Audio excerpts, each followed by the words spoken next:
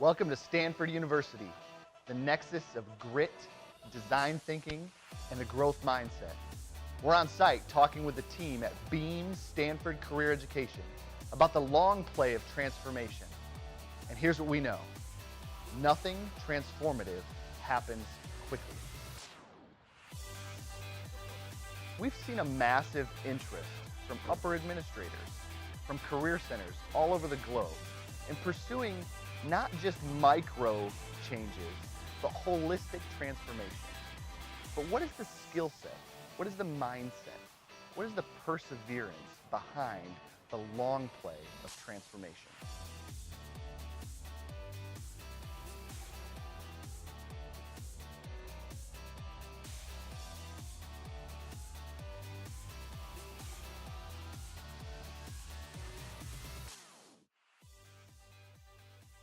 Beam is everywhere. Beam is empowering. Beam is versatile. Beam is about building bridges and ecosystems across campus.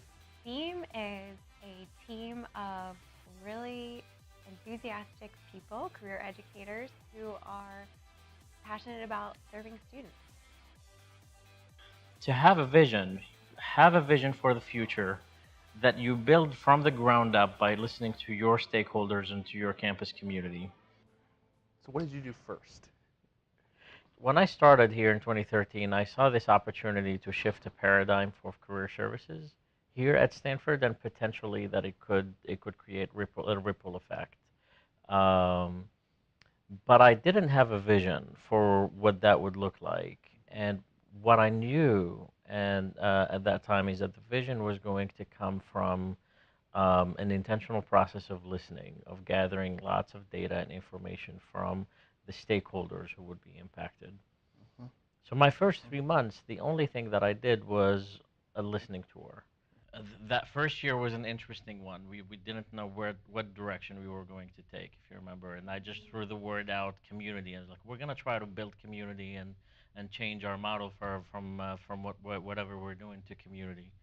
And I remember people were like, what are you talking about? No, and people were hanging on to things. And did you recall that? And we went through that, and we persevered, and look at where we are 4 or 5 years later. And So getting a team to get behind a brand is all about allowing them to be a part of the process, to feel like they built it. And they did here. There's no way I could build a brand without the entire team being a part of that process. It was all about hearing what they wanted to see, how they wanted to make a difference, along with the vision we had already set out. Those two things had to come together. It was about educating the team on what was going on and where we wanted to go and how we were going to get there. So I'd say there was a lot of relationship building, there was a lot of education, there's a lot of brainstorming, a lot of conversations. And I think that's how the team really got behind fully thinking about Beam as a new name, as a new brand, as a new organizational strategy. I refused to dive into the operational management of this organization, even though the job required it at the time. I asked others in the organization to take on that task so that I can spend the time to meet with the staff, the faculty, the students, the alumni, the employers, the members of our community on and off campus, colleagues around the country, to try to get a sense of what the trends were. What do you eat, live, breathe every day in this office?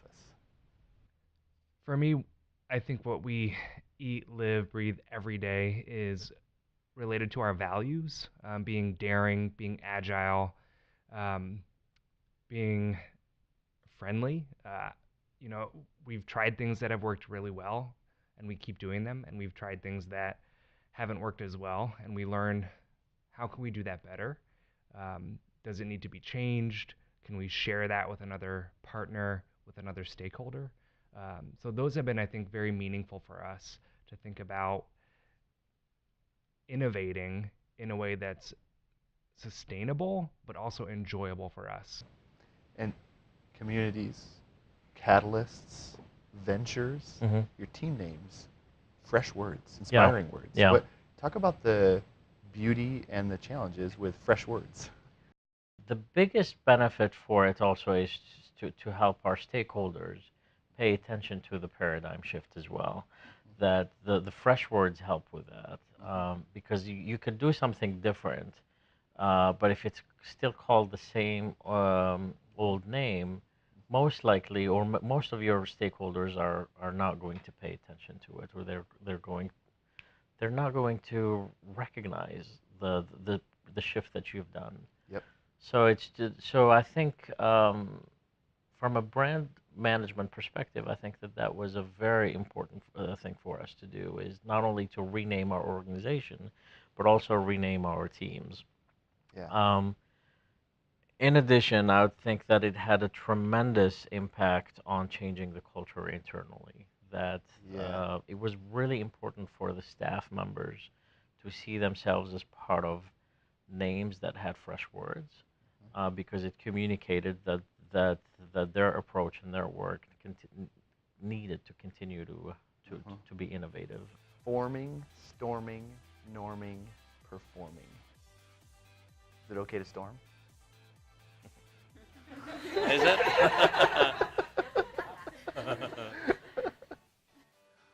Let's have somebody talk about storming. And why is it okay to storm? It's totally okay to storm. I think that our team has had ups and downs, challenges, and it's part of the process of change. It comes with the territory. So a number of us this past year went through a Brene Brown curriculum on resiliency and empathy, vulnerability, and we worked through some really tough topics that helped us have some language around storming, basically, and it's made us a really resilient team. Is there a common value that's helped you all get through storming? So I think the common value that probably helped us all get through storming is thinking in the back of the minds, I have to be agile. There were the challenges with the humanities and sciences. There were the challenges with let's reinvent career fairs. There were the challenges of how we're going to scale our engagement with students. Data. Let's hire staff, but once you hire them, what do you do with them? Like, they're here now. So how do we onboard them, right? And how do we train them? How do we get them what they need? And then how do we get them to get along with one another? And then it was, how do we all communicate with one another, and how do we not act in silos? I mean, we went through all of that journey, and in the middle of all of that is, how do we stop being a career center and become a really relevant organization to the education of students? I absolutely believe that the only way we could help our students succeed in charting the path towards meaningful work is by involving everyone. And if at the end of the day, a student walks out of campus, graduates out of campus, and gets a great opportunity and is successful, and never knows that my office was behind it, I'm okay with that. So when I got here, I learned of this amazing program that Beam had been doing called Frosh Open House. And it was an open house for first-year students to come and learn about Beam, meet the people that work here, and experience career education. Over a few months, I learned about the strategy and logistics behind the event and the great success. And I thought there's a lot more we could do to match with what we were trying to transform as far as career education. So one thing that we did first was partner with academic advising department here at Stanford, and it was a great partnership because we could do more. That enabled us to make it an experiential event. Rather than students coming in and just learning about what we do, they could come and do what we do. So students, could come together, they could meet alumni, they could write letters to their future selves that the Alumni Association would mail to them as seniors. We had resume relay games, we had prizes and t-shirts and lots of food. It was important for us to engage all of their senses. And what's been interesting in the last 4 or 5 years is that we just kept at it. It wasn't just one change or 2 changes and we stopped. It's in fact, there was a time, if you all recall, where people were asking, when are things going to just stabilize and slow down? And my response back is, that's not going to be this organization, if you recall, because we're always going to be paving pathways to in the future. So it's not gonna be stabilized for a long time. We're constantly going to try new things. So I remember when I had only been here maybe 6 months, and we just changed our name, and we had a brand launch party. It was all 3 floors in our building, hundreds of people, music, food, just a big blowout event, and it was amazing. And the feedback that we got from people was incredible. The energy in the building was, just inspiring, and I think that momentum kept us going, and it helped us to see like people are really receptive to this, and this is going somewhere. One of the things I hear all the time is that staff are a bit overwhelmed by volume. Mm-hmm. How have you approached this idea of there's a voluminous amount of work that we have to do in career services? Mm-hmm. I think it's a mindset. The reason why it feels that doing more is overwhelming is because we think of our work most of the time through an individual perspective, an individual interaction perspective, because that's what we have known as models in the past, because it's highly rewarding when you meet with someone one-on-one and you're able to help them and give them plenty of attention. As a profession, I think what I'm looking forward to seeing us do better in the future is this idea of scaling our work without having to increase our resources and without having to increase our effort. That we can add smaller touches, use technology, use this idea of community-based learning. That what you're able to deliver to a group of 5 students or to even to 1 student, you can deliver to a group of 1,000 students within 1 hour. With that white space that we're given here to try new things, last fall we tried this event. We called it a beam takeover. And essentially we figured we got this whole 3-story building here, and employers are always asking, like, how can I stand out? And so we said, you know what, the evening of our computer science career fair here at Stanford, what if we just gave the whole building to a company, and instead of them doing an info session? And so Facebook came, and they were here for 2 hours. They had Oculus demos in this room. They had an Instagram photo booth. In one room, they had almost a career fair of their own just for Facebook, data science team, hardware team.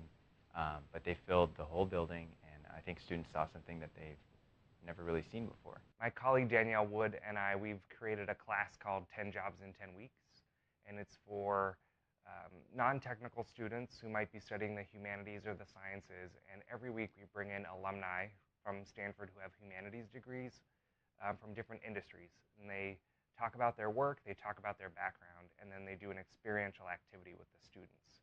So, for example, we had an agent from Hollywood and a CEO of an entertainment company come in, and they did an activity where students, half of them were agents and half of them were screenwriters, and they had to find the best fit for their project. One way that I see that we've changed the lives of students is actually the graduate student population here at Stanford, the PhDs and postdocs. We have PhDs and postdocs who will tell us, we didn't get these kind of services at our undergraduate institution, and now, wow, you have a lot to offer. So I think seeing that, and one event that I see that happening is called PhD Pathways. PhD Pathway Conference, and that was like one-day conference for PhD students and postdocs, where Beam invited a lot of panel speakers who pursued a career outside of academia. The Jumpstart Your Academic Job Search Bootcamp is a 1-week-long, 40-hour, 14-module opportunity for PhDs and postdocs who are about to enter the academic job search to work on all of their materials in preparation. And we have 60 to 70 participants every year. And there's a why behind your change. Oh, absolutely. Yeah. Right? I don't think we do anything without having purpose behind it. Yeah. Because really, I think all of us look beyond ourselves. We wouldn't be here otherwise if we didn't think beyond ourselves. That's why we do the work that we do. So change is worth it, because what got you here isn't going to get you there. Change leads to progress, but it really leads to innovation. It leads to risk taking. It leads to new opportunities for students. Change is worth it because our students are changing. Change is worth it because in the end, we really make a difference in the lives of the students that we work with.